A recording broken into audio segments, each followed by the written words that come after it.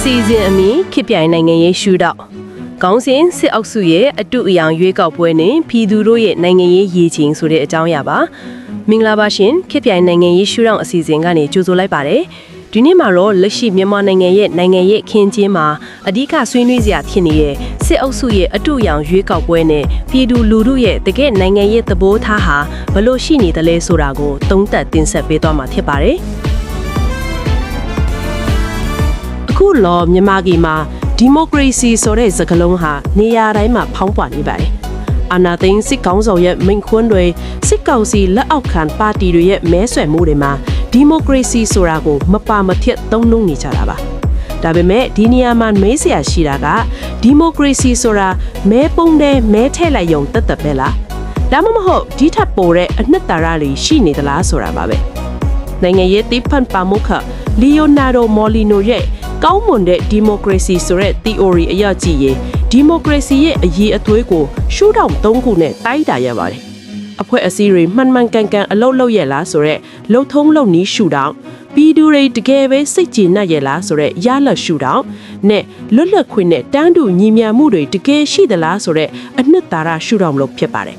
စစ်အုပ်စုကတော့ဒီမိုကရေစီကိုအရေးအထွတ်ပြယုံတတ်ပဲကြည်ပါတယ်ပြီးခဲ့တဲ့ဒီဇင်ဘာ21ရက်ကမြင်းဘူးမြို့မှာစစ်ကောင်ဆောင်ပြောခဲ့တဲ့စကားကအတော်လေးအတိတ်ပဲပါပါတယ်သူကမဲပေးရင်ဒီမိုကရေစီကိုထောက်ခံတာမဲမပေးရင်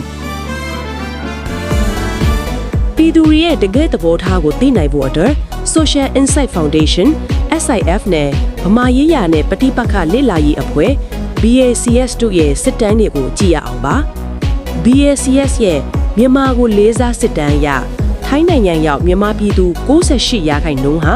2025ရွေးကောက်ပွဲမှာမဲမပေးလို့ကြပါဘူး။ဒါဟာဒီမိုကရေစီကိုမလိုလားတာမဟုတ်ပါဘူး။တရားမျှတမှုမရှိတဲ့ကိုစားပြုမှုမရှိတဲ့လုပ်ငန်းစဉ်တစ်ခုကိုဝင်ပါလိုက်ရင်အာဏာသိမ်းစနစ်ကိုတရားဝင်မှုပေးလိုက်သလိုဖြစ်မှာဆိုလို့နိုင်ငံရေးအတိနဲ့ညှင်းဆန်လိုက်တာပါ။နောက်ထပ်စဉ်းစားစရာက Thomas Forson ရဲ့အမြင်မှာ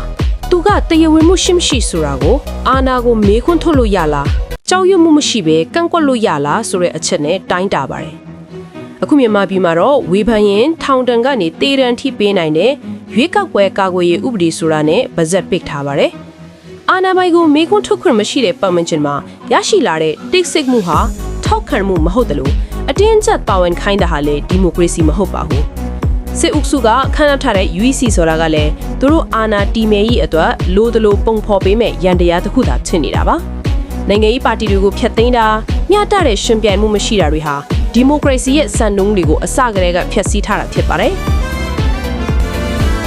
အနှစ်ချုပ်ရရင်တော့မြန်မာပြည်သူတွေဟာရွေးကောက်ပွဲကိုငင်းပယ်နေတာမဟုတ်ပါဘူးအာဏာကိုတရားဝင်အောင်ဖုံးကွယ်ဖို့ကြိုးစားတဲ့အတုအယောင်ကိုပဲငင်းပယ်နေတာပါ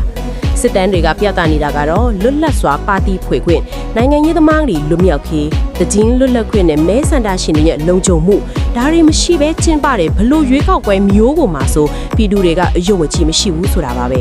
ဒါကြောင့်စစ်အုပ်စုရဲ့ရွေးကောက်ပွဲမှာမပါဝင်မဲမပေးခြင်းဟာဒီမိုကရေစီကိုပယ်ချော့တာမဟုတ်ပါဘူးတရားဝင်မရှိရဲ့အာဏာကိုလိုက်နာလိုက်တဲ့ပြည်သူလူထုရဲ့မြင့်မားလာတဲ့နိုင်ငံရေးအသိစိတ်ဓာတ်ပဲဖြစ်ပါတော့တယ်